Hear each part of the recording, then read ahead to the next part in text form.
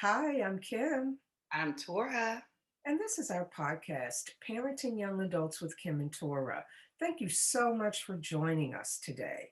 Today, we have a number of topics that we wanted to discuss, and we're going to start off by talking about this subject of being on code, which is something that I routinely say white people are always on code, and that Black people would just be so much better off if we could just get on code too. And you had some input about that, Tora? I sure did. I mean, I saw a video, and hopefully, once we continue to talk about this, you'll be able to explain to them the video that we're showing about being on code. Because at this point in time in our life, I feel like it's so much on the internet, it's so much on social media. I mean, and we all are having these conversations and we're all fed up. So, and when I say we are all, I'm talking about Black people. How are we not on code yet? How? Like, how is it that we can, see stuff, know stuff, and not, I'm not saying give us a pass. If we've done something absolutely wrong and criminal, no one wants a pass for that. No one wants anybody to get a pass for that. But I'm just talking about the simple things in life. Mistakes that you can make, whether it's a speeding ticket getting pulled over by a Black cop, or whether it's you go to the store and somebody you didn't pay for something that you thought the cashier might have rang up, or whatever it could be. Not off the top of my head, I can think of all the stuff that we can get a pass for, but we are not. And I'm just thinking of, just different things that I've seen on social media, that Black people with other Black people, we're just not getting a pass for. And it's like we have no compassion for each other. Like, I feel like there's, the video that we're talking about where the white guys talk about how they go to work, and they can be the most lackadaisical people at work, and they know it. And they know it. And their employers know it. But they'll get a raise, they'll get, higher ranking, they'll get a bigger position, everything. And I just feel like with us, we make one mistake. We call in too much, we're late for work. And it could be legitimate things, not something that's not legitimate. We could be limit. You could have car trouble. You could have kids, anything. No, you're causing the business too much money. You're not bringing what you need to bring to the table to make our company successful. But then this other person is doing even worse, who happens to be of another nationality, and they get raises, they get promotions, and they get to fly through the system, and they know it. And the video will show it. You know, the video shows it. I think that being on code is bigger than just getting a pass. And I think that being on code means that at all times we are Black first. And I think that this video shows that as well. It's not just on the job or on the bank, they get a pass for criminal activity. It is not only giving you a pass when you mess up, it is giving you a hand up when you need it. It is always looking for ways to benefit our fellow Black people. And I think that with the conditioning and the programming that we've been subjected to here in this country in particular, we've been taught the same thing that everybody else has been taught, which is to always suspect ulterior motives or improper motives from a Black person. Whereas they're taught, as soon as you see one of us, you give them the benefit of the doubt. So it's a whole rearranging of the way we think of each other. And again, I would say, I'm not mad at Black people for not being able to do it. What's because of I know how intense the programming has been, but Mhm. it is time to wake up. It is time to start consciously thinking about, that's my brother, that's my sister, those are my people. What's within my power to do to make it better for them? How can I help them? And so on code is just all the time like that Black first thing. You're always thinking Black first, Black first. But it also extends to giving a pass and things like that. Oh So we're yeah. going to show some of this video, but before we did, I just wanted to talk about Black versus African American. Mhm. because I also sent you a video Absolutely. where Mother Tynetta Muhammad, I want to Yes. say, and Yes. she did a whole video on whether we should be considered Black or African American. And her position was that before the 80s or 90s, when we were just Black, Oh yeah. that connected us to every other melanated person That look across like us. the globe. Right. Because there are blacks in Africa, there are blacks in the Philippines, in Indonesia, everywhere, China, there are blacks everywhere. Trinidadians, yeah. And so that gives us a global identity. And I was But saying Trinidadians because I also saw last night where this woman, um, it's from the clipping of the Hidden Colors, the series, where this woman had on her passport that Trinidad people were listed as Caucasians. mm, And she's like, I just don't date black men from the United States. And he was like, what do you mean you're not Caucasian? She's like, oh yeah. She went home on her lunch break, got her passport, and came back and showed him she was Caucasian. And it was like, so everyone other than so unconscious. That yeah, is so unconscious and so sweet. And it actually demonstrates mhm, how easily manipulated we are. You yeah, don't identify by what somebody writes on a piece of paper or a passport about you. You look within and look at your outside and look at the people around you. I don't care what they write on my passport. I'm poison. a black woman. I I'm a was black woman. poisoned. You I were believe I was poisoned. I believe I was poisoned by the system of feeling like the definition of black. If you ever look up the definition, or anyone who's listening looks up the definition of black, it is so dark, so degrading, so negative. So I felt like that is not a description of me. So when people would say, are you all black or are you black, I would say I'm brown. No, I'm brown. And even when I said anything about being a black person, it was always brown. But I never just credited the race of black. I always said, I love black men, I love black culture, I love being around black people. I've always said that, but when it came to just me and mine, it was always brown. So, You know, that's interesting because in the global world, in the world, brown people are not us. Brown people are Latinos. They are darker skinned Indians, like from India. They are people like that. And we're not that and we're something else. Like even our light skinned people are not considered black brown. That's why they're always talking about, which I don't agree with, black and brown coalitions, mhm, because they're talking about black people and brown people. I think I have always identified as black because, as I told you before, when I came up post civil rights, there were so many things. Like I think I was considered young, gifted, and black. okay. So we were, everything was, we were just black. That's how we identified ourselves. And that's what I claimed. And I think that Tynetta Muhammad, I believe that's her name, is correct. And she said that once we narrowed it down and allowed ourselves to be called African American, then it isolated us. Now we're no longer the same as those Aborigines in Australia or the Aborigines in the Philippines or whatever. Now we're just this separate group over here. We're Africans in America.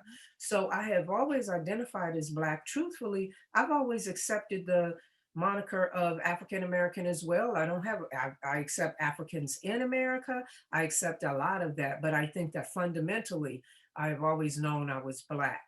Mhm. Now, I watched another video which talked about what you said and said that the definition of Black is so negative.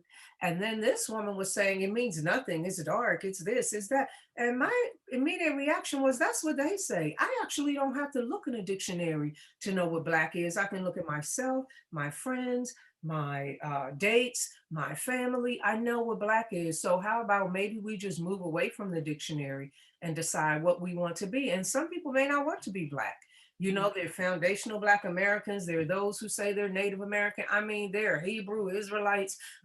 Some of it would be just to figure out what we are, but it's possible that that Black label can group all of those together and you could still splinter off. During this awoke period that we're in, black and the color and the how they say you look up in the definition and you're the picture of something, the picture of what black looks like would resonate across the globe, but because it says African American, it limits to no, that's just what those people look like, in America. And in so America. I think that's a really good idea that we can define what it is we want it to be and apply it across the globe in the same way they claim that our people claim that they adopted the term nigger or Right, nigga, right, native right. nigga, all that stupid, whatever. Yeah. Then maybe we can adopt something that's actually useful and gives us a global identity and connects us with Africans and everybody in the diaspora, and we're all Black and we join together. And so I know you want to see the video. We're going to include a link to the video in the description box. This is just something I stumbled upon. I shared it with a number of people, including Torah, and we're all just fascinated by how much these Caucasian people actually reveal about what it means to be white in America in this video. And it's called Whitewashed, Unmasking the World of Whiteness. Okay, so the first topic that they talk about in this video is about the immigrants that came from the various European countries and how they shed their identities from their previous country in order to identify as white here and to get the benefits that being white would bestow upon them. And so the first question they ask is, where did white people come from? I think a lot of it was early assimilation in the United States, a lot of European ethnics coming over, assimilating for a variety of reasons. Primary one being a desire to elevate their socioeconomic status. So to get jobs, to find places to live, a lot of the Europeans altered their last names to sound more mainstream. A lot of them changed the clothing that they wore, the foods they ate. So there was this, some might call it assimilation. I think of it more as Anglo-conformity, conforming to this kind of dominant white culture. But the reality is that those persons who are white and who are considered white and treated as such in this society, by virtue of being white and treated that way, have had to give up who they really were. And so we really encourage you to watch this because you have candidly people coming from Ireland, from Germany, from Friend, France, from all kinds of places. proud to be from where they were from. They were so proud, but they, I guess, were tricked. You know, I don't know if it's I indoctrined, but don't think they were tricked. I think they willingly I think accepted they willingly accepted that, it hey, to get we're these not going to benefits. be all these different nationalities. We're just going to consider ourselves white people. And that's when I'm like, oh my God, I cannot believe they were willing to just, shed who they were as we did. We didn't get the opportunity. We were forced, but they actually gave up the opportunity to say, hey, I'm Jewish, I'm German, I'm French, I'm from Australia or wherever they were and migrated here for a better life or a new opportunity. They gave it all away. And I'm thinking, how do you do that when ours was stripped? We didn't want to give ours away. Ours was forced, but they willingly. So what leverage was sold to them to make them think, okay, well, we'll bank on this white thing, you White know? supremacy. That's what they talk about throughout the whole But that's video. so, what I'm saying is, as a human, if someone told me, okay, we're going to go to another country, and once you get there, all you have to do is say you're white, but you have to forget that you're German. You have to forget that you're, from Great Britain. You have to forget that you're from all these other countries and you have all these different nationalities or whatever, but you only can identify with being white. Like to me, if somebody or black, somebody told me that, I'm like, no, not knowing what I know, like, no, I have the opportunity, I can still be German, like I can still be French. And you're telling me to shave all that, forget my culture, just go along this ride and wave. Like I would never want to do that willingly. We as black people were stripped of that. We don't have our own names. We don't have our own religion. We don't have our own, anything, family structure, meals, food, whatever. We don't have our own. We were stripped, robbed of that, but they were willingly just gave that up. I didn't get that from the video. I I didn't get what you got from the video. What I got from the video was an inside glimpse of white supremacy, Mhm. what people did to participate in it, how they benefit from it, and how it constantly is used to oppress us. Well, I think to be white in this culture means to deny the reality of racism. And it means to deny the privilege that we have as whites. If you're white in this country, there's certain advantages that come your way, and it doesn't really matter whether you want to or not, or whether you're in touch with it or not. Now I know there are privileges that I enjoy simply because I'm white. Every minute of my life, I'm aware of my white privilege, of the fact that I have a white skin, and that with that white skin comes along a whole mess of privileges that I have, and I don't ask for them, they just are there. There are things that come to me, that belong to me, that I'm given and that I expect just because I'm white. What they're showing us in this video is how white supremacy oppresses us and unfairly elevates them. There's nothing to feel sorry about. They're oppressing us. They said, do you identify with being white? And I'm like, no, no. Almost every last one was like, no, like in their own personal skin, they didn't like that. They love saying, no, I'm not white. I'm Italian. No, I'm not white. I'm German. Yeah, I'm Russian. Yeah, I'm, all these other things. That's not what I got from this. And when they were saying, no, I don't feel white and I don't think about being white, they were talking about the privilege of not having to consider race every day in every way. And so they were saying things like, yeah, I know my skin's white. I know I'm white, but I never had to think about that. And I really didn't think about being white, I'd say, growing up, because mainly I think because I was part of the majority and I maybe wasn't forced to think about it. How often do you think about being white? Not very often. I really don't think about it a lot at all. Hardly ever. But I don't know if I ever considered myself white or thought about it.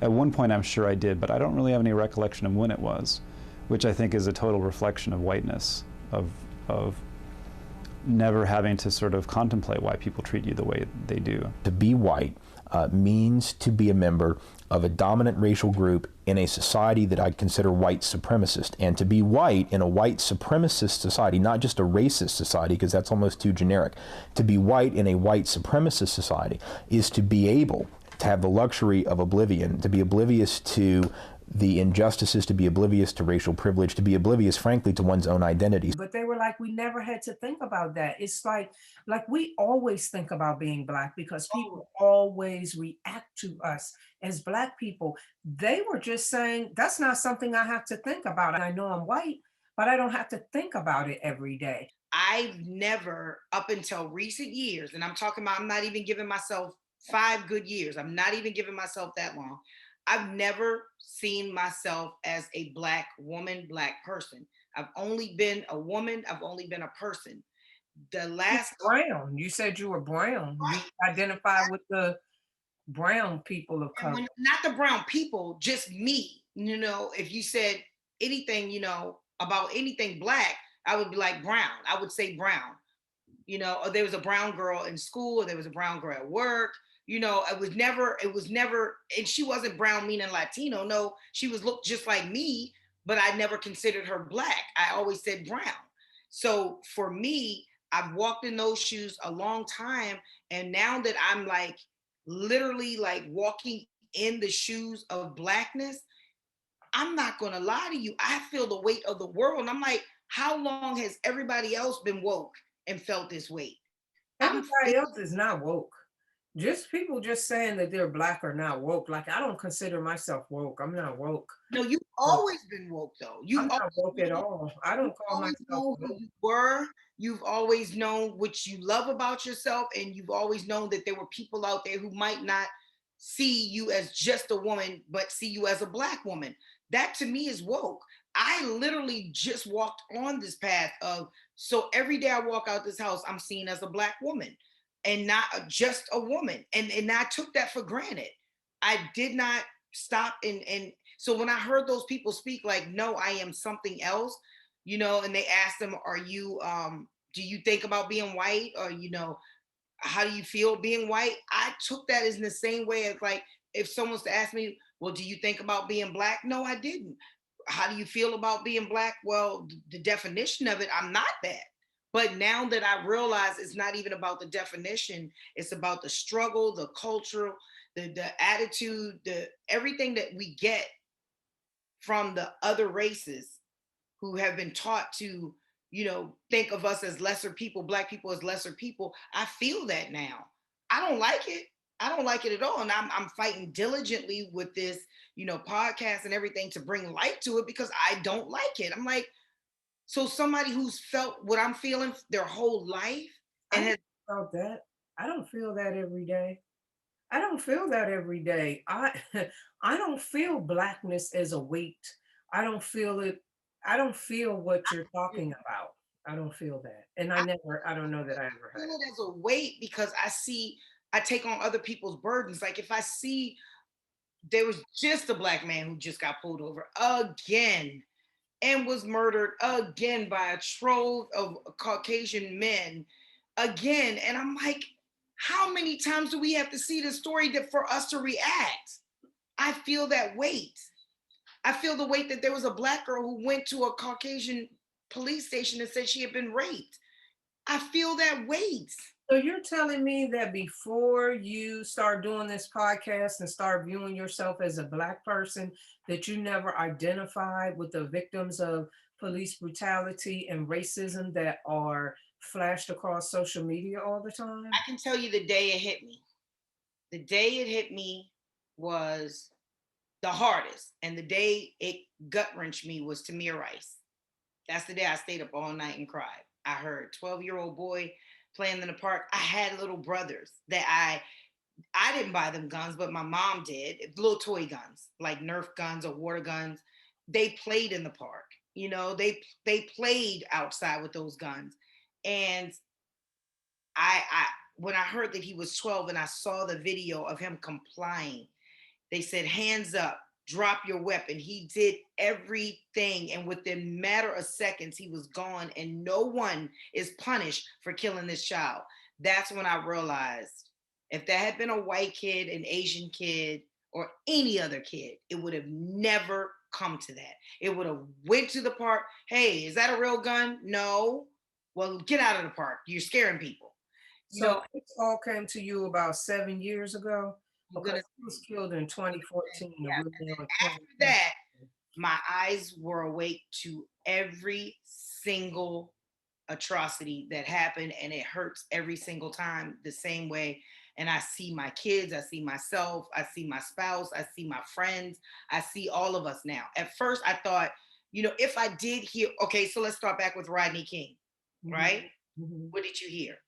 I saw the beating. I was upset. Yeah, black man was hyped up on some illegal drugs, and the cops beat the crap out of him on the theory or the excuse that those drugs prevented him from controlling himself.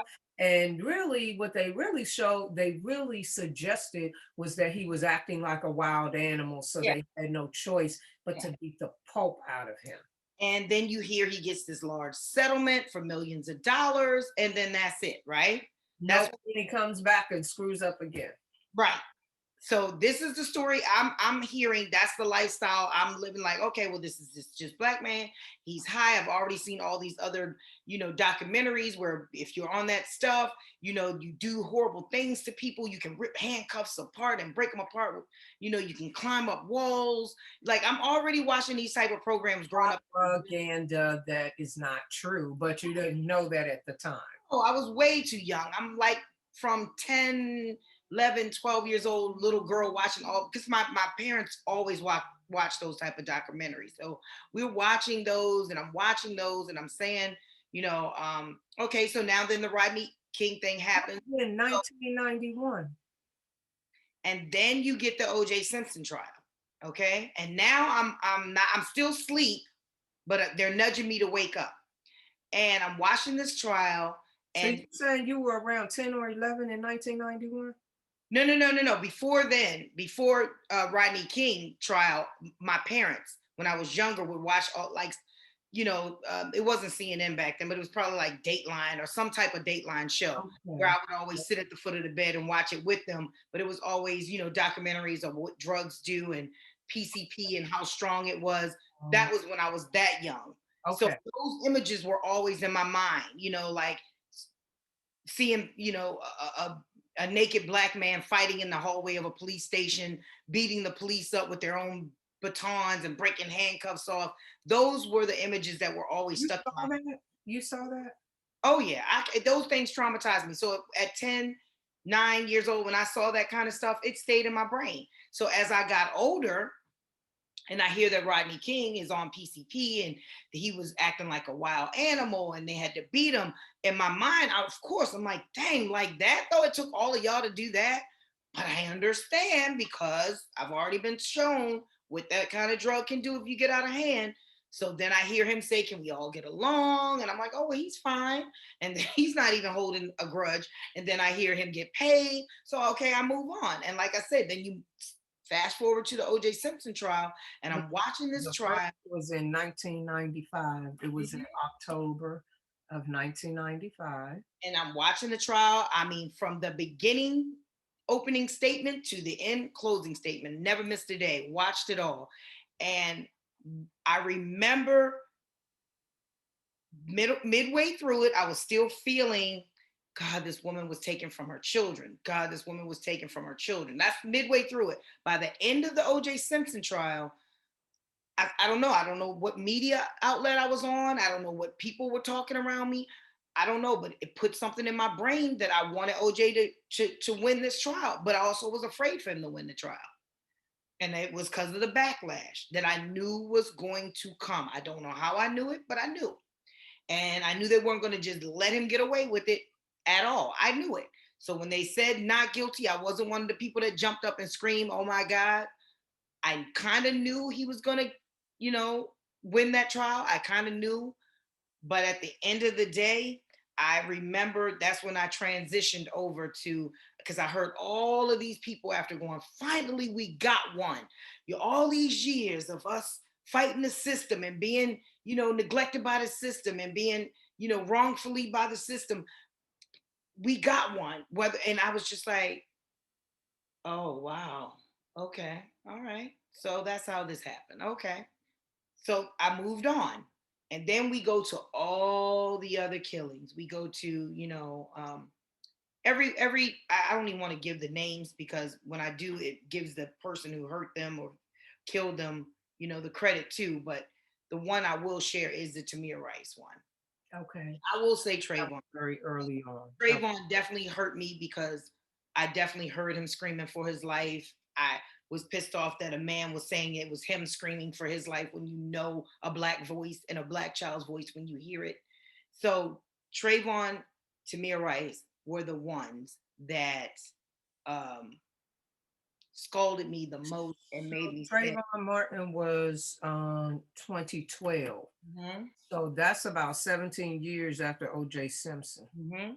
about 9 years ago. So that's when, and then from that point on, the snowball effect picks up everything that goes along and gets bigger and bigger and bigger.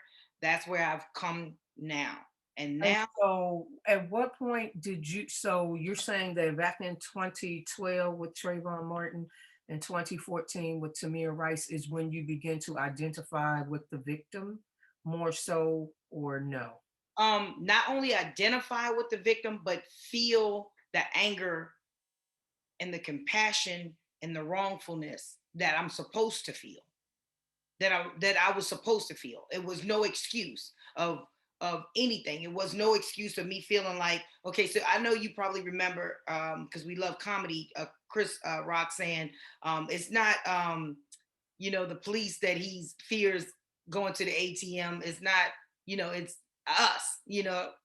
So that's the lifestyle that I think. So for you, you were more convinced of the danger and criminality of Black people, so you didn't really identify with them because you more so feared what they might do to Not the wrongfulness. I didn't identify the wrongfulness of I believe that if the police had to arrest someone or, struggle to arrest someone, it was because that person was absolutely, out here doing wrong. But now that we have social media and we can see it from the beginning to the end, that it's just people who have been driving along and had evidence planted on them. Not only have they had evidence planted on them, but they've been tortured, killed, all of that, and it's like you cannot deny the fact that it's real, you know? That is so interesting to me. So you're saying that in the old days before the social media and the cameras and all that,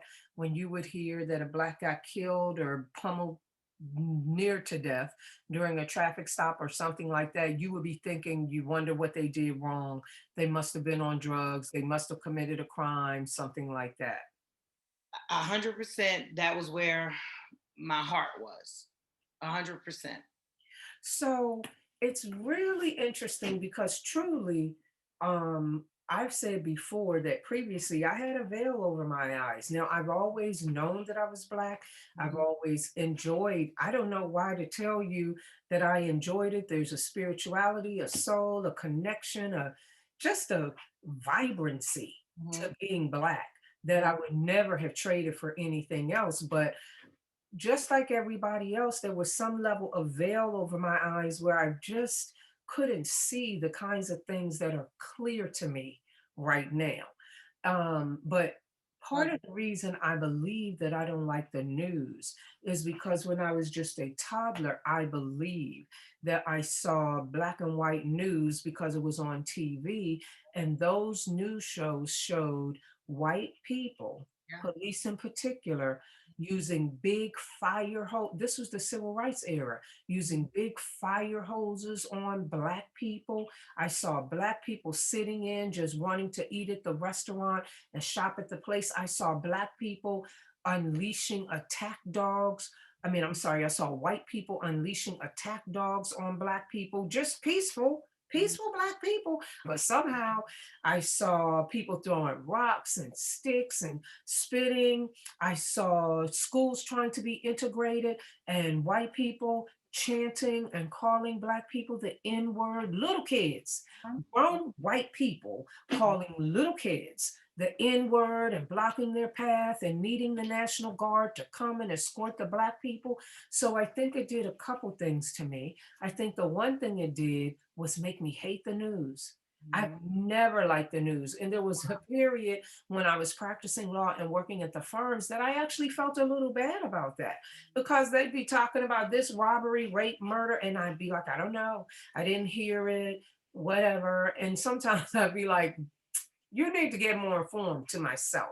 Now I'm so grateful I never did because it blocked a lot of the programming that the news is witchcraft all day. It is programming all day long. That's what it is. That's what it's designed to be. And so I escaped a large percentage of the programming. I mean, I still got it through the movies and the music, and I'm not insinuating that they programmed me too, but I didn't get it from the news. The other thing that it did was to make me feel a way about white people. Now, when I grew up in inner city DC, there's a white man on the two doors down, there's a white family right down the street. It had been a white neighborhood, but it had transitioned over to being Black, but there were still some whites left. We were friends with them. Mr. Ed, the guy three doors down with the pit bulls and stuff, would come, and all of the, I'd say, hey, Mr. Ed, you left your keys in the car. He bought me a bag of candy. We were all cool. But in my mind, I understood that white people are mean to us. They don't want to treat us fair. They oppress us. They hold us down. They will sick dogs and not Mr. Ed, but the other white people will do all of those things.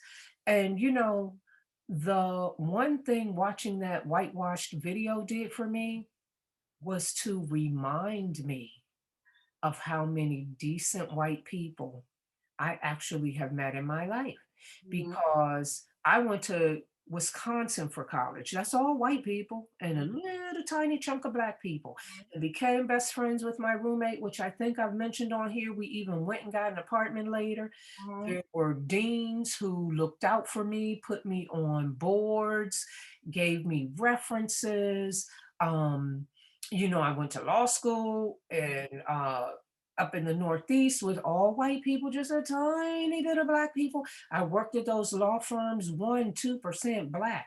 Now, I've known a lot of really horrible white people, but I also have known some good ones. And I also have known some, especially in Wisconsin, some really liberal ones who felt it was their mission to right the wrongs that were going on against black people. So this video reminded, there's a white man that I do some of my cases with sparingly. I don't do these all the time, but if it's a big enough one, I will call him in. He works at a bigger firm and we'll work it together.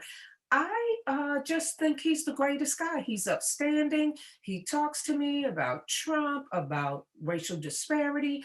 The video just reminded me that, you know, there are a lot of white people who know the privilege they have, who know they don't deserve it, who know how negatively it affects us, and who actively try to fix it. And so the video was a welcome reminder to me. Now, having been up close and that personal with white people, I know that even some of these kind of people will turn on you when it hits the fan and you're black and you're white. But then this morning I thought, but even some black people turn on you when it hits the fan. That's how I was raised. So if you're raised feeling like it's evenly yoked, it's hard to actually see past that there's a system out there that's plotted directly against us. And I felt like, so when I was growing up, I never saw the assassination of Martin Luther King or President Kennedy ever. It wasn't until I remember the age I was 22 when I saw the movie,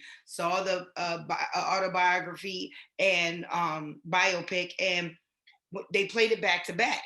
And so when I saw it, I was traumatized by both, but it was still evenly yoked for me. Like there are just bad people in the world, and all the stories. Like I've heard stories where black people's like, I was chased home by white people and they threw rocks at us. For me, I had an altercation when we were younger with white boys and my sister and I, but I didn't look at them as white boys chasing black girls. I looked at them as white boys trying to chase black girls who, or not black girls, but just chase us. Like they were after us. And what happened was, I think my sister and her friends had gone into their yard to retrieve a bike that was one of the other girls who was Caucasian. And the guy was like, no, that's my bike. So when he saw my sister and I later on that day, they were running after us. And so I completely stopped. I was like, why am I running? So she was like, keep running. And I was like, no, why am I running? She was like, oh, because they think we stole their bike. And I was like, what? So I stopped running. He's like, oh, well, you weren't one of the people that were with them earlier. And I was like, what are you talking about? He's like, someone came in my yard and took my brother's bike. I was like, well, I don't have anything to do with that. My sister doesn't. He was like, no, she was there. So I was like, saying to my sister, what's going on? She's like, oh, their brother weeks ago stole their bike and they saw it in the yard and they went and got it back. And so he's trying to say it's his bike. Never in a million years did I associate that incident with 3 white guys chasing me and my sister. It doesn't sound like a racial incident. Right. It doesn't sound like it had anything to do with race. It had to do with the stolen property and who had it and who does it belong to. And they didn't mess with you once they realized you weren't a part. That wasn't about race. And I wanted to clarify, I grew up in inner city Washington, D.C. Race wasn't an issue in my everyday life. My friends were black. Most of the people in my surrounding area were black. There were the whites in my area, just one, I don't even remember one white girl in our school, but my best friend from high school was reminding me that she had an exchange student live in her home. And that exchange student, if I'm not mistaken, went to school with us. She was from some European country. But we had white teachers. Right. And we had now I think about all the stereotypical cultural racism. There was a Jewish store in our neighborhood where we bought stuff. And, my grandmother had a great relationship with them, would send me with my dog to the store to get stuff and bring it back. And she would call him and whatever, but they were Jewish looking back. Every piece of candy that everywhere else would cost 5 cents, those Jewish people charged us 6 cents. Every piece of candy that will cost 10 cents, their price was 12 cents. And you may be thinking that's a penny or two, but that added up significantly over the years. And I see that as symptomatic of the type of relationship that Jewish people have had with our Black neighborhoods. But staying to the point, white people weren't a big presence in my life. I mean, the doctor was Middle Eastern or something, but I didn't think about it on a day-to-day basis. But somehow, because of those news clippings, because of conversations that I heard grown-ups having, I always understood that white people do stuff to Black people, not because something's wrong with Black people, not because Black people are doing something wrong, but this is how white people are. And My see, I didn't have grandmother, that experience at all. And even to present day, I feel like I still have not had that experience at all. So whenever I do see it on social media and I do see what people like, if they're able to capture it from the beginning and it's not provoking. I do not support getting pulled over by the police and just saying, off the break, just being disrespectful. I just don't. no, I agree with Joe. Like, make it pleasant, comply, and then if you need to file a complaint later, you do that, but don't go all off on the man with the gun. Exactly. I mean, it doesn't make sense. So that's been my thing. So if I do see innocence, pure innocence, that's when I see, not saying pure, but when I see innocence and it's been taken advantage of just for somebody who woke up that morning feeling, angry and sick about their life and want to project it on somebody else of another race, that has been gut-wrenching for me. But you have been subjected to racism because you talked about it on this podcast. Right. You maybe just don't realize it. No, I definitely have. On here, when Tammy was on this podcast, you and she talked about, and you in particular talked about how your daughter would win the gymnastics competition, but they would take her trophy and they would give it to the white person just because they were white. You talked about how the white people would have parties and would not invite your daughters to participate. So it's okay. I'm not saying this to criticize you. What I'm saying is there was some cognitive dissonance that we all have. What's happening to you because you were Black by people who were white that were doing it because you were Black. That's racism.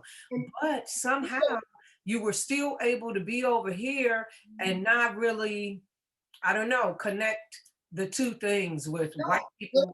What I'm saying is those incidents of racism that I felt because they were doing this to my family, I didn't grow up with that knowing that that's what that was. Like, if it did happen to me when I was younger, I never had it. I never felt it. Once it happened to your daughters, what did you think it was? How did you process that? It happened to my daughters. It was, I didn't tell them because I didn't want them. I wanted them to more so grow up like me, just thinking they were just horrible people. But for me, it was no doubt about it. Diabolically, it was racist. That for me. But I would never say to them, wow, that's some racist stuff, or that's some racist, oh, they're just I never did that. But for me, I sat there and I was angry and I had to try to figure out a way to beat them at that same game without losing my mind, because it was definitely my awoken period. Like, I was waking up as I'm watching my children be great at something and me bringing it to the forefront, me saying to their coach, who's Asian, who didn't even know what Black skin was. I had to tell her, and her husband had to translate, who also was Chinese. I had to say to him, I brought all of these people to your gym. You're making tons of money because of me. And now you're letting these people come in who happen to be of another nationality and buy you things and taunt you and dangle, but don't you know there's no loyalty there? Like I'm loyal, and then once she didn't get it, I had to leave, and then I realized that racism is just it is what it is. Just listening to you, when you would talk about growing up in Annapolis and being in a multicultural environment and that sort of thing, and this conversation that we're having right now makes me realize how blessed I was to be born and raised in DC.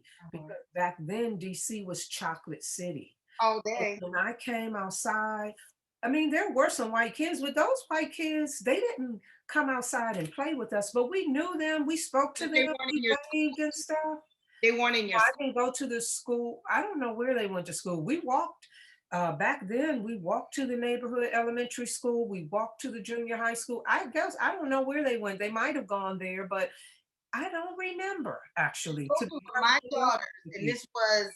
this couldn't be more than 2.5 years ago. My daughter saw my little nephew's picture in school that my brother had taken. He lives in Atlanta, and he had taken the picture, and he doesn't even forget the day. My kids were like, he goes to school with all those Black kids. But I just don't get that with your kids, because the school that they went to was primarily Black. I mean, well, it wasn't. It wasn't. It was mixed. It was Black, it was white, and now they're having a lot more Latinos. But in that environment, my kids both had, well, my daughter had white friends earlier, and she did have a Brazilian friend. So they've had, and a mixed friend. So they've had mixed friends, but well, they didn't really date that much, but any dating's been Black. Their main friends have been Black. I think that as they got older, they got away from having white friends and got more into just having Black friends. They've had white friends, but it was a multicultural experience for them. It was, but your kids didn't have that. Your kids had some white experience at that school, and my kids had a multicultural experience. I don't know how or why. I think it's just the upbringing, your product of your environment. They're around gymnastics 8 hours plus a day, every single day, all I year. think your kids were attracted to white boys, because both of my kids are aware that each of your, because they're in the same grades. And even my So son, each he of them said are aware that he steps out in life and says, I'm only going to date Black women. It's not like my son even has a preference. He will date whoever like he feels he's attracted to. It's not like, there's some men that are like, no, a Black woman is only the apple of my eye, or some Black men might even only like Black dating interests. I think my daughter tried to date white. It didn't feel right. I don't know that my son's ever tried it. I don't know. It's just as bizarre to me that they could spend time in the same high school. I don't know if your daughter went to middle school. To middle school with my daughter? She was in PVA for choir, chorus. They did dance, and they had a dual one for middle school. They did dance, and I forget the other one. But they had chorus, PVA. But they came out just as Black as ever. But I think that my upbringing allowed me not to really, like, I knew the outside world was white and that they were racist, but my inner world wasn't that much of a problem. Some of the white teachers from time to time were a problem, but they were white, and I don't know how to explain it. It was a Black world that I grew up in. So when I went to Wisconsin, it was a total culture shock, because it was a totally white world. But I mean, I did fine and made friends and everything. And I started liking foreigners there. Because I always did work study, and I worked in the foreign student office, or whatever that's called. And I made friends with Indonesians, with a lot of Africans. I started really liking people of other nationalities then. There was no problem. And white people I had white friends. We hung out, we drank, we did all kind of stuff. But I don't know. I think it was a blessing to be raised in a Black city. It was. I think you get to see a certain point of life earlier, and you don't have to have so much of a shock when you see it, because you already know it's there. For me, everything is a shock. And so we were shielded, because my grandmother migrated from South Carolina. She was the oldest of us hassle, as they used to say, of children. And so her siblings, her brothers and sisters came up here with her. And so they all had children, all their children had children. So we would congregate at my aunt's house for weekends, and my grandmother would take me to her sisters because those are her siblings. So it was like a fence of protection around me of Black people and Black environments, and it's a blessing. Listening to it was a village, and it was a blessing, and it was a protection. And I guess by the time I went to the white world, I blended in with them. I told you I even began talking. I remember coming home and saying, and they were like, "What? What are you talking about, Kim? The dog," or whatever it is that I might have been saying. But I never went so far as to say pop. I always said soda. But I blended right in with them, but I think maybe it was because I was comfortable and assured of I who think I that's what was. Black culture from the beginning, and not something fake like you just all of a sudden learn it. Now you're going to dive in it and you're just going to just run around screaming, you know, I'm Black and I'm proud. I'm not saying that's fake, but I'm just saying I believe that if you're born into it and you're brought up in it and you know about it from the start, it's just so much easier to walk through life than when you find out that there's a whole race war going on and you're in the middle of it and you didn't even know. That could be. I can imagine that that would be quite jarring because it's a paradigm shift that sort of pivots the whole way you have been viewing the world, and you are total grown up with young adults. I mean, you know, or at that time, older kids. And I imagine, and you know, the other thing is that even as in Wisconsin, we melded and meshed with other people, it also made the Black kids stick together more. So I had groups of friends that were just Black. We just got, well, first of all, you know, at some point I joined the sorority. So there was all that Blackness with all the sororities and fraternities. But even before that, we would meet up in each other's dorm rooms. There was just like a core group of us that we would hang together because we were Black. And there were a couple people from my high school in that group, believe it or not. And so one of my line sisters went to my same high school. We weren't necessarily friends in high school because I was that one who would straddle the line. I would go in the class and know all the smart kids because I was really smart, but I'd go out back and know all the hip kids because I was really that too. Part of that. So and so sometimes we get report cards and the cool kids would be like, "How do you get those grades? Remember when I said I have to go to class because I have an exam and y'all stayed out here?" You know what I mean? So I would straddle those lines, but we weren't really friends in high school because I more so hung with the cool kids. But when we got to college, I knew them, and there was that connection, and we became that. My line sister from my high school and I were like this for about 3 years, just tight. Even as I was tight with my roommate, I don't know how to explain it. I guess I had several best friends because my roommate and I were tight.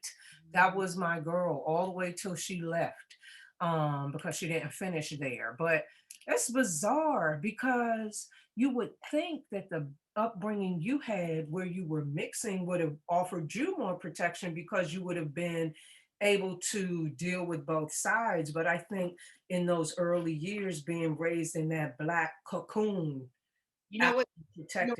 You know what resonated with me is when the teacher said in the video that you showed that I look at the white students more than I look at the Black students, and she tried to fix it and it was hard for her to do it. And I feel like I had to try to look back and ever felt like that happened to me. And I mean, I looked hard and I could not find one time in my high school, middle school, or elementary school year where I felt like they weren't looking at me. I felt like they were looking at me. When I went back in my mental Rolodex to look, I felt like they were looking at me too much. Like, good God, look at somebody else, you know? Like, stop looking at me. I felt like, and that mentally messed me up too, because I felt like, now, did I feel that way because they were overcompensating because they were people like the teachers in the clip, or was I just part of the crowd? Was I part of the, literally, I was best friends with one of my teachers in high school well, I'm in middle school.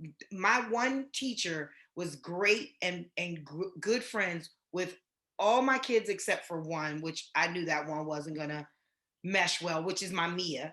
But my son and my daughter, we all had the same teacher, and You had her or I him? had him. I had him. And your kids had him as well? And That's crazy. Victoria finally left middle school. We all took a picture together. Mia is not in the picture. She should have been, but I don't care that she wasn't, because she wasn't one of his. She didn't. Just she was influenced by a lot of her friends, because he was very like forthright. But Mr. Griffins was the best teacher in the school for me, and he was a Caucasian man. I would leave to school, go get him and his friend their coffee, come back. I would go get them snacks from downtown Annapolis, then come back. And Victoria became, because then they had school lockdown, so she would just do the things that she could do inside the school, like go to the vending machines and go make him copies or go do whatever he needed to do. So he was, and my son was the same way. He loved all of us. And Victoria, he told me at the end, was his favorite. He was like, I thought you was my favorite, but Victoria is Slick, and he nicknamed her Slick Vic, and that is her nickname. Oh, that's her name on TikTok, right? Yeah, and he nicknamed her Slick Vic, and he was like, I'm not gonna lie, I love Victoria the most. As long as it's my kids, I'm okay. You can love them. I'm like, that's fine. But I'm trying to think about it. All the teachers that I remember, like Mr. Butler, the science teacher in junior high was my favorite teacher. Mr. Graham in high school used to even give me rides home sometime, because I went to school all the way across town. I think I have a lot of memories of Black teachers, and I had a lot of them. I think that some of the white teachers just came off as weird sometimes. The only Black teacher I had was in elementary school, and I don't believe she's on earth. I despised her to the moment she closed her eyes. She was horrible to me, mean to me, not nurturing to me, and sweet. And the woman that I thought I had as a teacher, because my sister had her, and my mother and her all connected, so I couldn't wait. I had this teacher. Oh my God, I had Mrs. Johnson. I had Mrs. Johnson. And when I got there, it was cold, evil, and mean. Oh. And I remember the last time I saw her, my mother and I were in the grocery store, and she said, do you remember her? She was your teacher. I was like, no, I don't remember at all. And I walked away. My mother got out of the car. She said, what? Why did you act like that? I've never seen you. I said, Ma, that woman tortured me. She said, you never told me. I said, Ma, you would make me take those sweet potato pies to school for her. And I really wanted to like just chop them up and give them to her. She was like, you never told me that. I said, well, she made me take 2, but my mother had made like 5 at different days. She only got 2. The other ones, me and my friends would eat. I was like, y'all here, let's eat this. She would never see them. I mean, I had Black teachers I couldn't stand. Black teachers that were so rude and always had something to say.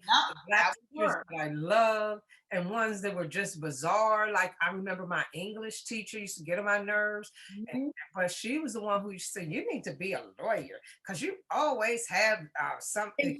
My Caucasian teacher told me that, who I'm still, Mrs. Mellish, who I am still, and she loved my son.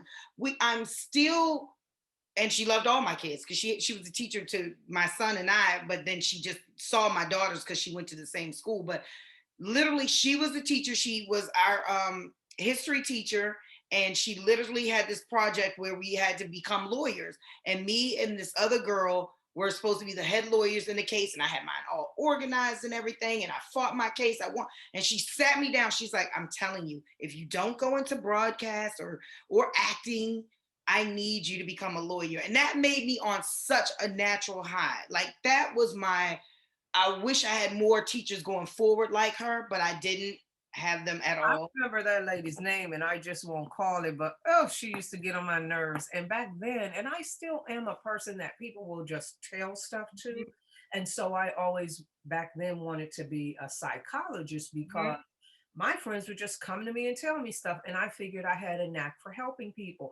And I used to be like, Miss such and such is tripping. Because that is true with that word, or she's lunching, because I am going to be and if I saw her today, I'd be like, guess what? I ended up being a lawyer. But we had weird teachers, like the physics teacher who wore a wig and was just so weird, and we had great teachers. Man, I had a lot of black teachers, and those are the ones that stand out in my mind, but I know that I had white teachers as well. Yeah, the one I did have was well, I had two, but they weren't really full-time teachers for me. But I had one that I talked to, and she became kind to me. But that was in the high school years. But the nurturing years, my elementary school years, the worst teacher was a black woman. And I'm telling you, I don't know what it is. I don't know how that, but now, oh, no, no, no. When my daughters had African American teachers and principals and stuff, no, they were perfection. I didn't feel like my children had enough black teachers at Well, they the high didn't. The school. ones they did have was perfection. And then with my son in particular, I didn't feel that he had enough black male teachers, and that he had ever had enough of that, because he had been in the private school at first, and then when he went to the county school, My son had any. yeah, I didn't think he had enough. So I was thrilled when he went to the HBCU, and I know He did have one. I forgot. and I know that he's had many now, men as well as women, and some of them suck so bad, and some of them are good, but he's managed to get those grades no matter what. But it was I just wanted him to have some black male teachers. Like, there's so many women teachers. And then at that school, most of the teachers, both male and female, were white. Mm-hmm. That just is the reality. Most of the teachers were white, and some of them got them. I had to straighten a few of them because don't get it twisted up in here, but for the most part, it was a good experience. And I think, like, if I thought the experience was greater, like moving to an area where they would have more culture, I would have done that. But I felt like, where they were getting great educations, and it would take them further in life. But once you look back on life and you know that it starts at home, but also it's out in the world too, that they can get it. I wish I had brought more culture and that high school was a good experience for my children, because they had been in a private school at first, then they went to a public middle school, but that high school was off the chain. And the way I raise my kids is a bit more sheltered than that.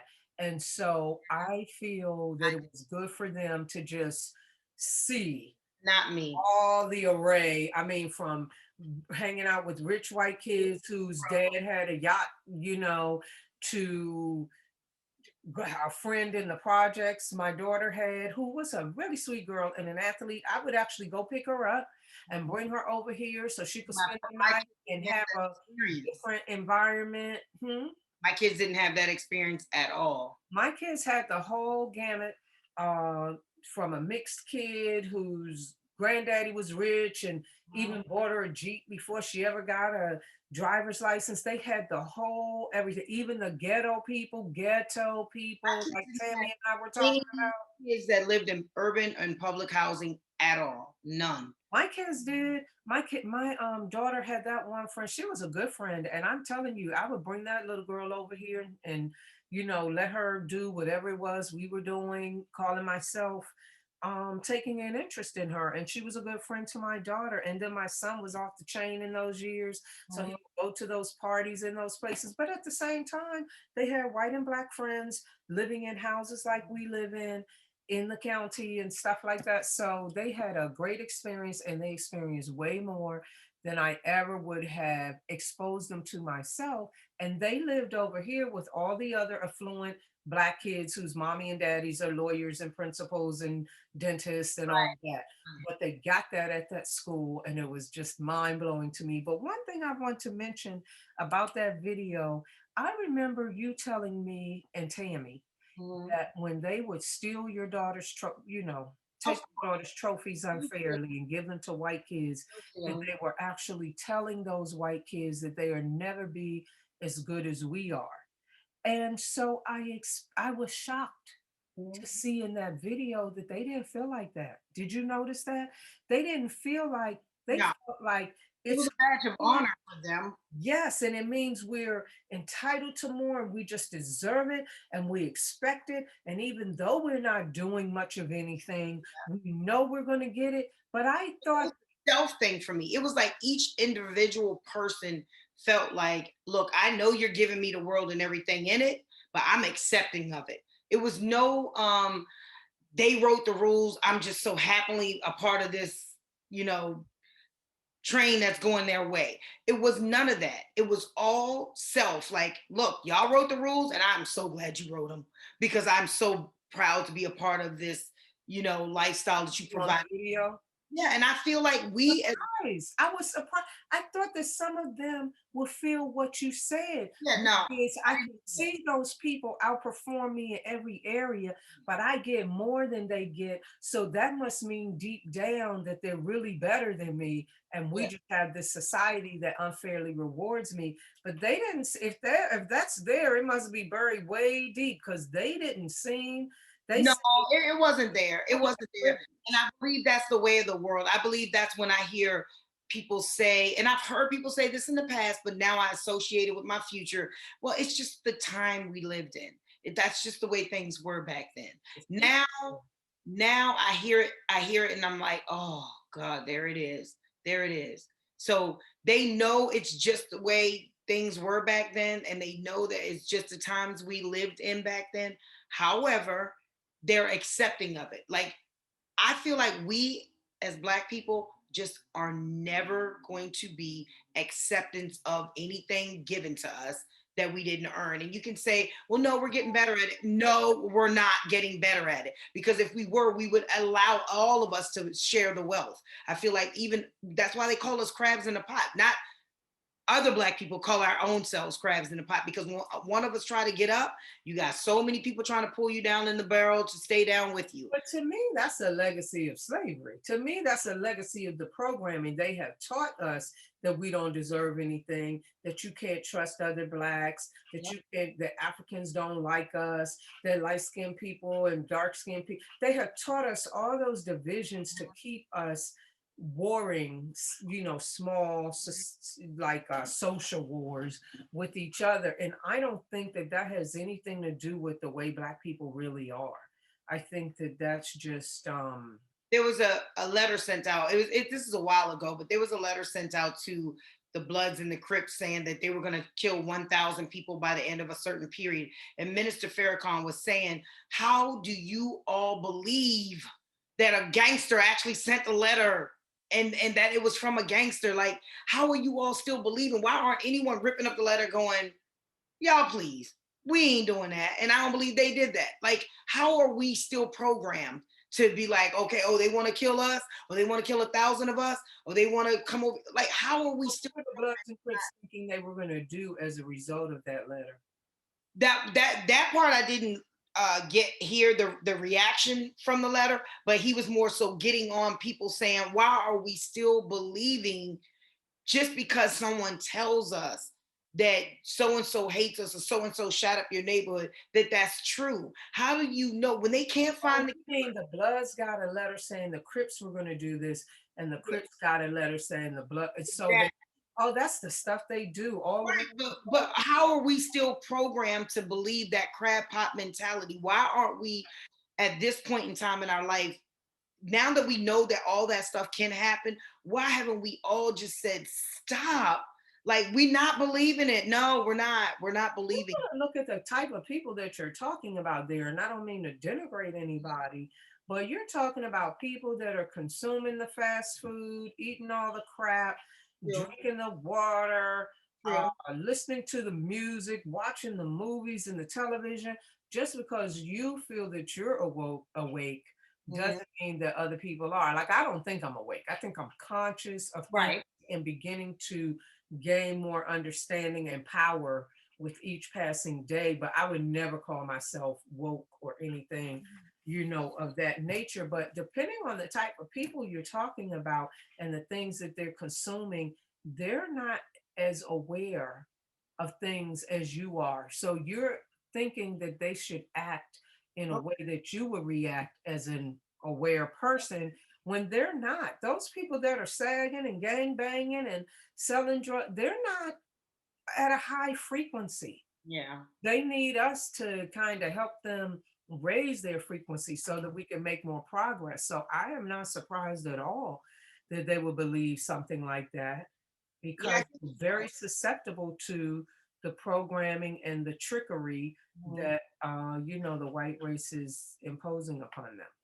And the whole narrative is so washed because the two little white kids that just shot at the police, they were like, they're sweet. Even though they grew up in foster care and they have been, they put up the most perfect pictures of them, and they said that they're really sweet kids, they just got lost in the system. But then right before that, no more than 2 weeks before that, there was a Spanish boy out at 2 o'clock in the morning, and Oh, he's running from the police, and he's murdered by the police. And he gets told, well, why was he out at 3 o'clock in the morning? And well, we shouldn't have been shooting at the. He was like, that never happened. He was running from the police. He threw the gun. He put his hands up, and he's dead. So it's like the narrative is always getting on my nerves at this point, and no one is speaking up about it. yes, Like the they are. The narrative is part of white supremacy, and the conscious people that I follow on social media, and even myself. See, like I think you told me about the Spanish one. You said that's the one where you say he threw the gun in the fenced area. Is that who you're yeah, talking yeah, about? But the yeah. other one that you're talking about, the two white kids, I've stopped watching that stuff. I don't even know what that is, but that is how white supremacy works. And you and I have talked about that. Every time it's a white person, they have a mental issue. They show a sweet cherubic picture. Mhm. Excuse me. Every time it's a black person, they could be a college grad. They could be Right. PhD. They're going to show a mug shot. They're going to go back to some time at sixth grade where they stole a Yeah, pack of gum and start. yeah. That's what they do. That's what this whole system is about. So how do we all band together and won't listen, don't listen, and make sure that we get treated? Because I feel like we call it out more. If a black person does something horribly wrong, we call it out. We don't sugarcoat it. We don't sugarcoat what they call SHIT. We don't do that. We'll say it, wrong is wrong. But I feel like no one else is doing that. No other race is doing that. So how do we get on code so we can say, look, y'all start calling out yours, we're gonna start calling out ours. Somewhere we're gonna meet up in the middle. Well, the first thing is I don't think they're going to start calling out theirs. I think that their numbers are dwindling, their fear is rising, and Mhm. it's only going to get worse before it gets better. Number two, I think that we just have to come together and make a decision that and have an understanding that until all of us are okay, none of us is going to be okay. Until Africa is strong and sovereign and debt free and in power, none of us are going to be okay. And if we want to call somebody out, we call them out within the group. We do not expose that to people outside of the group. And Hey. we don't ridicule people, we don't put them down. It's almost like, girl, it's almost like we need to just write a list of rules. This is Mhm. what we do, this is what we don't, and this is where and how we can do it. Everybody needs to get on board. And then I think individually we need, and this is what I'm always preaching, we need people to put down the McDonald's. Yeah. We need people to eat fruits and because those things Yeah. open your vision. I'm telling you that Oh, I know. stuff makes you more susceptible to the programming. When you get on Dangerous. food and water, your brain starts thinking and receiving and processing. And so that's part of the message. Like oh my God, there's some videos that I saw, just fun stuff. And I don't have a lot of time to watch videos, but you can't tell because that's what we happen to be talking about. But it was about food all around the globe. Did you see that? There was a little black boy, a Yes. white girl, a older white girl and her brother. It was really good. Nothing really to do about race. And they showed food from Australia, from Britain, from America, from Italy, and Brazil. I was embarrassed of America's food though. Jamaica. You know what? I commented that. Yep. I commented that it is astonishing to me how every other country fed their kids real healthy food and American schools fed their kids junk. that doesn't even qualify as The food. GMOs, that when you know about it, it's so heartbreaking. When you know that watermelon, we grew up with watermelon with seeds in it. We grew up with lemons with seeds in it, grapes with seeds, the whole name. When you find out that they removed all of that for whatever reason and it took out the nutrition, it just makes you think like, are you kidding me? Like I go You think like I'm not eating that. All my watermelon, I haven't had any watermelon this season yet because I haven't found seeded yet. When I do, I'll keep going back. We'll get one, we'll keep going back. I'm not eating that mess, but that's not even what I'm talking about. Like, in the other countries, they will feed their kids a meat, a vegetable, and some yeah. food, or some bread, and Oh, yeah. some food. Americans feed their people like nuggets and like crap. But the food had an expiration date. Like the bread was only good for 3 days. The tomatoes are only going to be good for maybe 3 or 4 days. And you look inside and it's beautiful. It's even. Everything about their food had an like. It was real. Yeah, it was real. It was real food. Yeah. No, The they don't eggs, serve real food different here. colors. Yeah. Like it would be like, yeah, we had pasta, bolognese with French bread and some fruit, or jollof rice. They had one from Nigeria. They had like food that your parents would make at home and give you for dinner. They had some of that for lunch.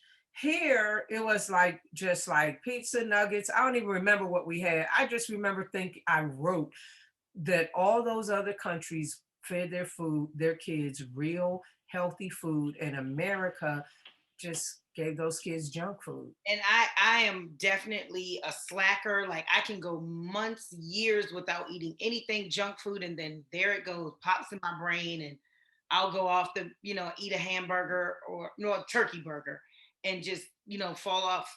But I wish I could practice more what I preach, because I do know, like you say, the gift of fresh fruit, vegetables, good eating, lots of water. I know what it does to the brain. I've had it happen to me. I've had it happen. Turkey burgers are okay. I spent years eating turkey burgers, ground chicken, ground turkey. I loved a good turkey burger. Don't get me around Bobby Flay's. There's a lot of places I would go for yeah. a bomb turkey burger, but I just think that it's more like balanced meals, staying away from fast food. But I'm an 80-20 person. So I probably typically average 80% really healthy, good for you food. I am too. I'm not gonna lie. The fun stuff that I want to eat, and I'm definitely tomorrow. I'm gonna have a cookie.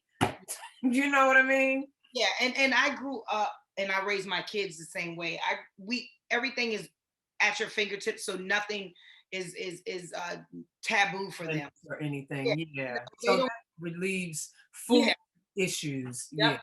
Yeah, they don't crave for Doritos. They don't crave for chips and candy and none of that, because if they want it, it was always right there. So it's never right now. It's we got chips and all kind of stuff. They go bad before they literally. Even as we have peaches and plums and all that other stuff, oranges and stuff in the pantry too. I mean, not in the pantry, in the fridge, in the freezer.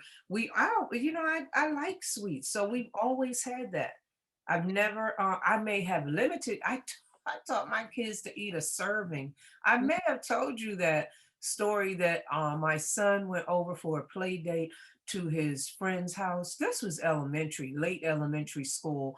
And the mom said that they could have some cookies. And she called me later and said that Jordan said, that's not a serving. And so he just got himself a serving. I taught them to look on the package and see what a serving is and have a serving. So it wasn't off limits, but you weren't gorging either. Oh, you want some chocolate chip? Go ahead and get yourself a serving. And then like before bed, we're going to have fruit. We always ended the night with fruit. So, but she thought it was so hilarious. And she said, yeah, Kim, Jordan said, that's not a serving. And she started laughing. I was like, more than he needed. Yeah, he had gotten more. Our son had gotten more than a serving. That is so awesome. Well, I'm like that now, and I have been like that for many years because my kid's allergic to everything. So I've always had to read the back of a package for every single thing. So now it's just natural for all of us to read the back of everything. Because Okay, well, that's good. yeah.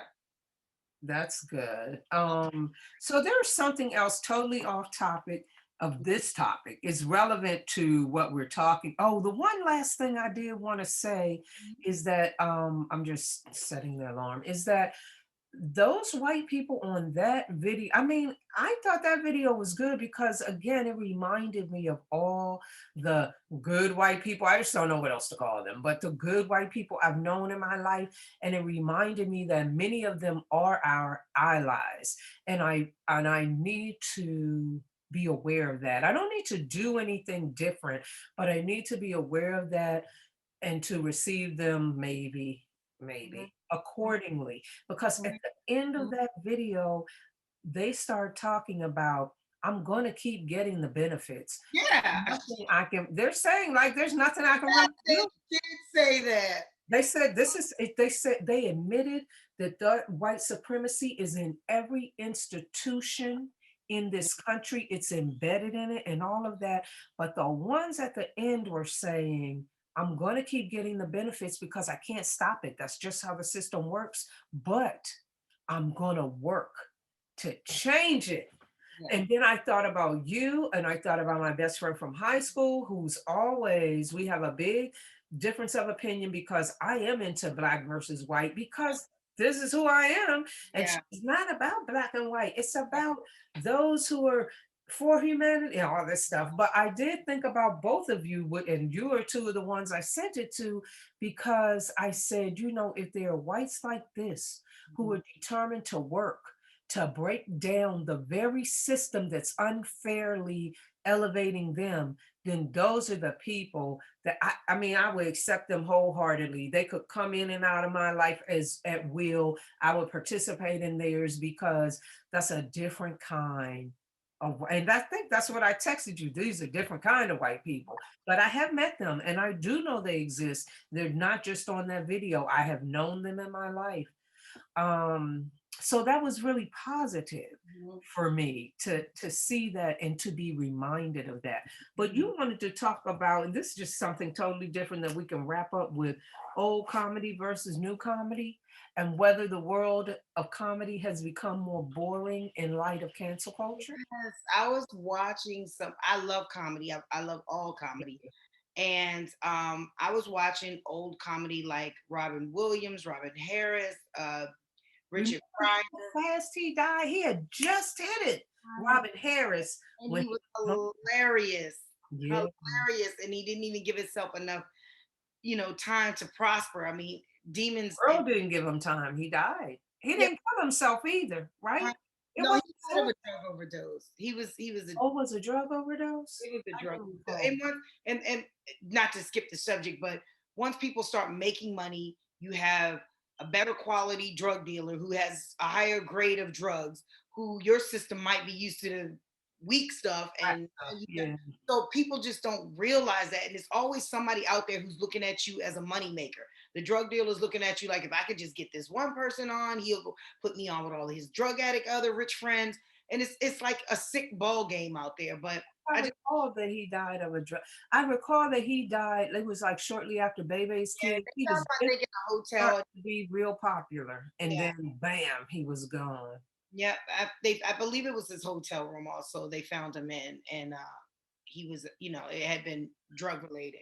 And so you think that the older, would that include Bernie Mac in the older comics? Yeah, he was one of my the ones I was talking about that was, older, not as old as the rest of them, not like the Richard Pryors and the George Collins and people. Actually, I love him. I used to love, he was so woke. You want to talk about a woke white man? He was so woke. Such a beautiful comedian on all aspects, and I love them. I love a clever, like, my kids and I'll be like, that was clever, like in their raps, in their comedy. And I like cleverness. there's a newer comedian, Bill Barr, who's almost like he triumphs in that era of the George, and he's very good. He's very woke also. He's also he's a Caucasian man married to a black woman, and amazing comedian. And so it's some out there who are still, and can hit on the notes that are making everyone uncomfortable, but also funny. Chappelle, Eddie Griffin, Dave Chappelle, Eddie Griffin, sometimes Cat Williams, they go deep. Yeah, I believe they go deep, but not if you compare it to old school comedy. Like David Chappelle does. He gets off the I will give him his props because he definitely is a woke comedian that definitely wants to get the agenda across. However, compared to like all the rest, like the Eddie Murphys and when he was at his finest, and they said things that make people cringe now. And oh, that's, like they even wanted Kevin Hart to apologize to the gay community for his. It's like, stop it, people, shut up. Gay year. Raining. It's physical. Well, what if he said that about women? I don't give a darn. It's comedy. He can say it about anybody he wants. He can say it about children, women, whatever he wants. It's comedy. If it's laugh or turn it off. Right. It's just entertainment. Either you like it or you don't. If it offends you, turn that thing off. Get off. Just the way I don't watch horror, I love comedy because I want to be entertained. I want to laugh. And when it's done, oh my God, that was so good. And I love comedy. Absolutely. Can I just ask you, is it gay year or was it gay? Is June Gay Pride Month? All I've been seeing is gay. I don't even know what to say. It's Gay Pride Month, and they are wearing it well. I mean, my God, it's on the radio. It's every time. It's like, I mean, it's okay. That's their first. I remember Don Lemon saying, "And it's Gay Pride Month," and I was just like, "Oh, well, thanks for telling me." Remember, John Belushi, and I mean, they're just been. Jane Curtin was hilarious. They don't have to be all black. They're just. People, we've had so many phenomenal comedians over the years. We have, and like I said, if you watch old SNL, what we called it Saturday Night Live, they call it SNL, but Saturday Night Live. If you watch it, you would the new school era, you couldn't get through it, but you would be appalled by everything they do. So I just want. I will be appalled, or society? No, not you, people. Oh, you mean people? Touchy. You're so touchy these days. Yeah. I'm so elusive with the word "you," but yeah, I'm telling you, we all are. We all are. If you watch old comedy versus new comedy, it's so some people are scratching at the surface of like trying to break through and start saying stuff, but it's still like you finish the comedy off in your head to almost like it would have been better if you had said this or you should have said that, but they'll hold back because they don't want to get canceled by this cancel culture. And I don't know who these people are. I don't know how they come about, but I just can't wait for everyone to just get their nerves back. Get their panties out of a bunch and man and woman up and let us have some adult I have to say, I recently gone to see Dave Chappelle. I will still go to a comedy show, but like there was a time when we would go to local comedy. Oh yeah. Oh, I saw some more.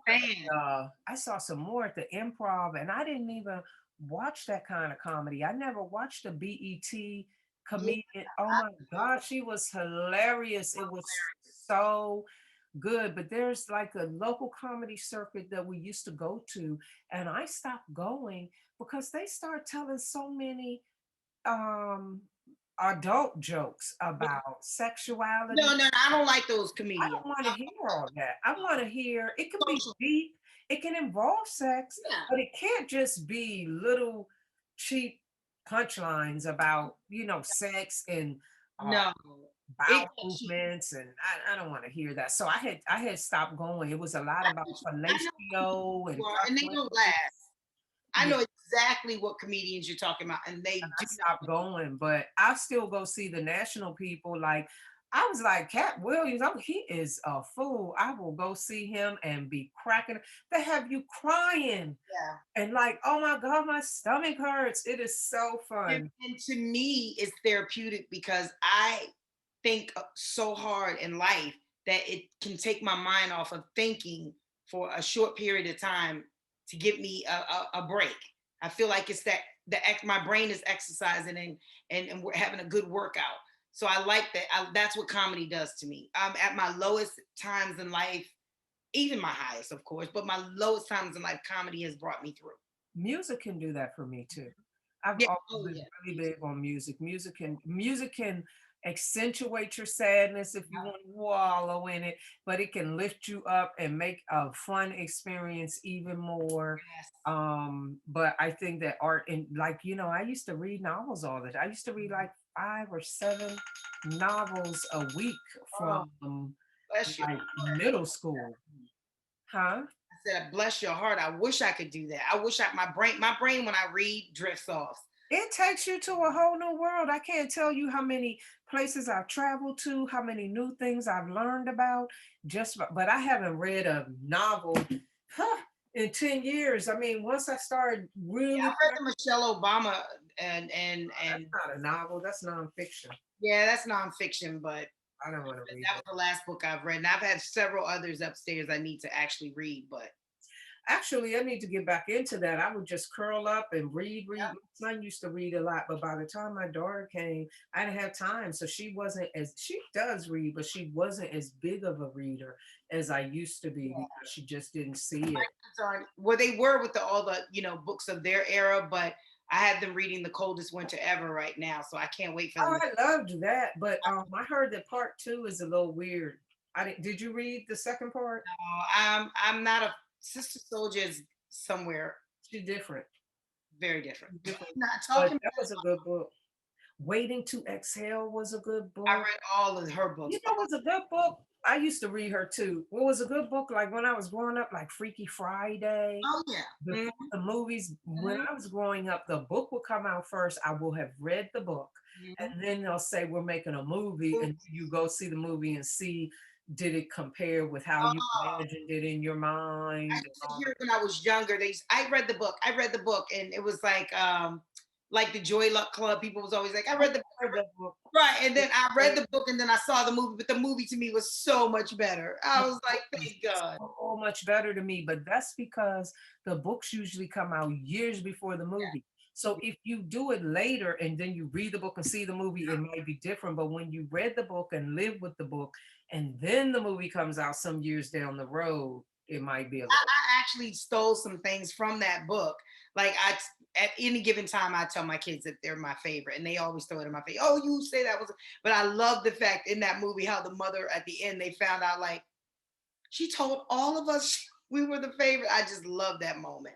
It's like You did that? Oh, you did that? You told your I do it kids? all the time to my kids, and they know it now because they've all confided in each other. It was like, I feel bad that I'm mom's favorite. No, you're not her favorite. I'm her favorite. Like they all stabbed I me. never did that. With my kids, I always made a point of telling them neither one of you is my favorite. I love you both. And I mean, it was a big deal in my house for nobody, I never wanted anybody, you let her do this. Now, that's not to say they didn't do that or you let him do that, but it was clear. No, I don't have a favorite. I got a favorite daughter and a favorite son, and both of you are my favorite equally. Yeah, I think all my kids at this point in time in their life knows I don't have a favorite anything. Like they know they're all evenly yoked. So That's I can say it and it means nothing to any of them.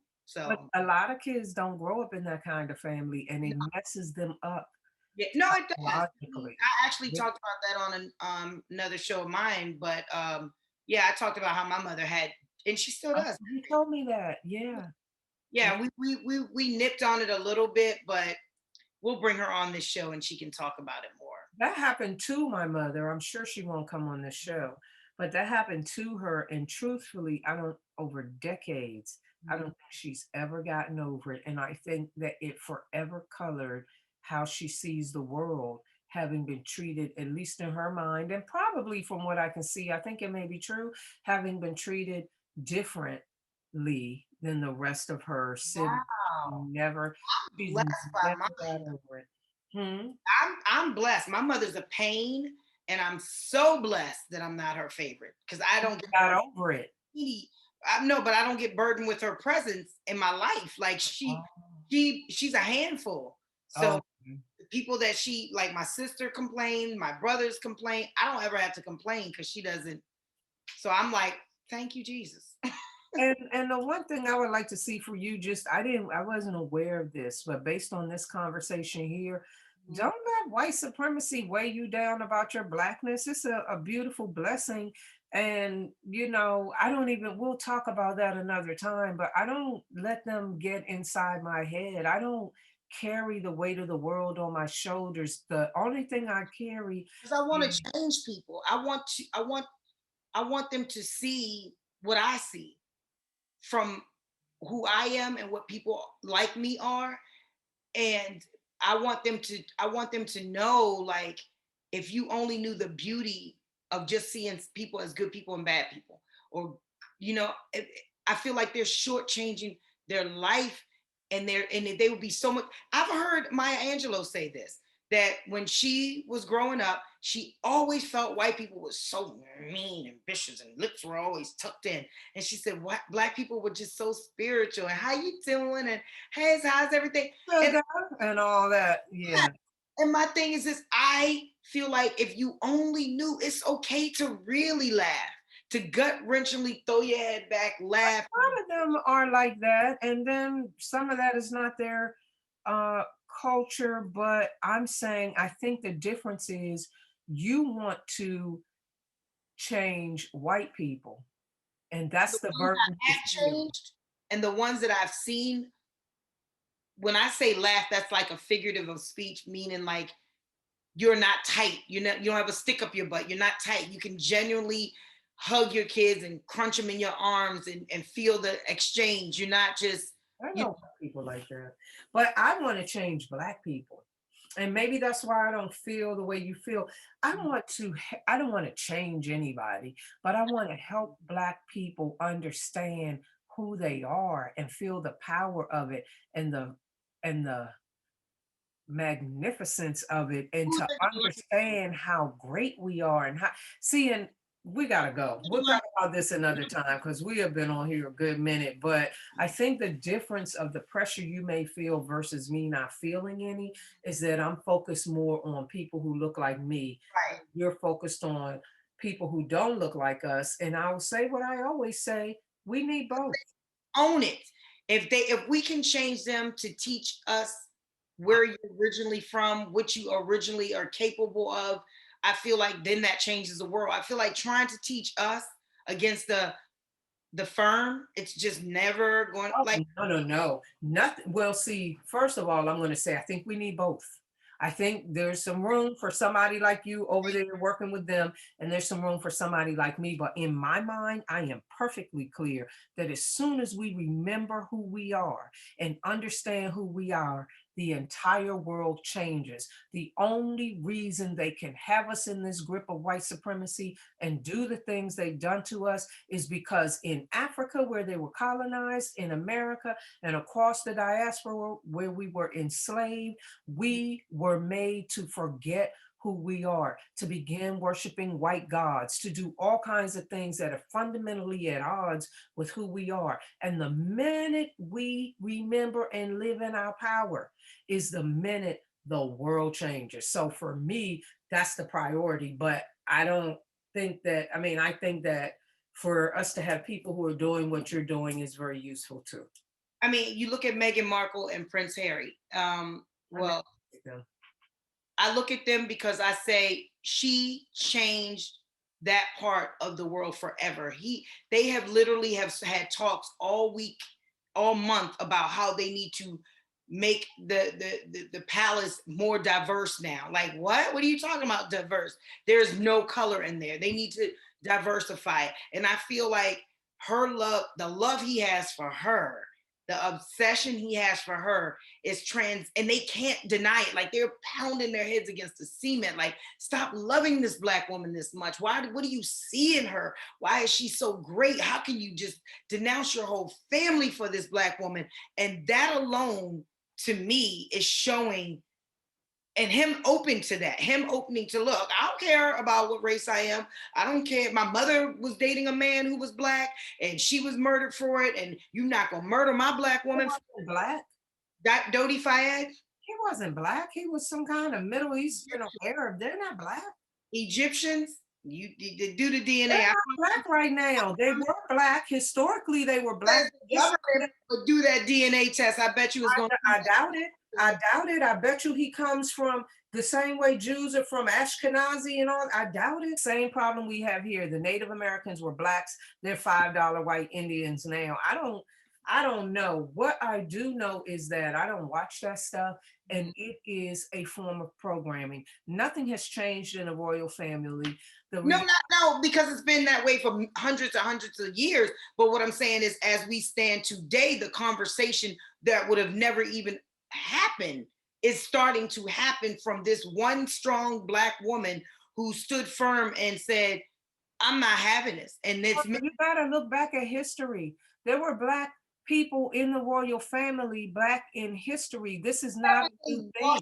Over on history. Now we on prime time where everybody can see this man who loves this woman and this woman who loves this man, and they're doing everything to make sure that their family is shown in love, and it's opening the doors to everything. I think we should stop here. I don't see any of that any of the way you see it. I see that as a whitewashed fairy tale that they're pretending that is just programming you more. I don't think any of that. I think that and I don't watch it, but the little stuff I heard, I think that she was clear that they were concerned that their little baby, Archie or whatever his name is, his skin would be too dark. They treated her a certain way because she was Black, and all the rest of that fairy tale BS is BS, because if it wasn't, he wouldn't have left.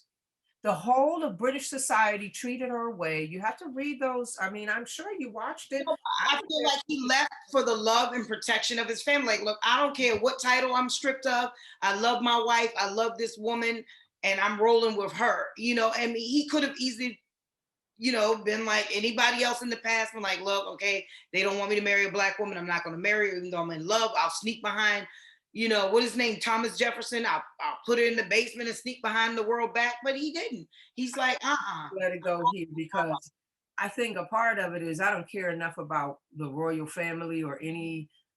I mean, my priority is just not white people. I don't care enough about that to care. I don't care. I don't care what the hell Prince Harry is showing and what people are thinking. What I care about is, can we get ourselves together? Can we reclaim our culture? Can we reclaim our power and our strength so that we can be better in this world?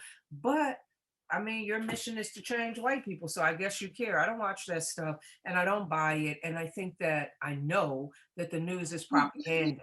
We have to change, but I just feel like that the door has been closed so long. And I just feel like I'm one of those people that just want to go through and open all of the doors and tell them to come out and look and endure all the pain that you're going to endure, finding out that, your history was lied to, and just deal with it. Well, let's talk about that next time, because we've got to wrap up. Any parting? And I just think we're on such a different sides of the fence on this, and I think that's okay. And I bet you there are a lot of people out there who believe exactly what you believe, and a lot of people out there who are right in my lane, like, you tell them, sis.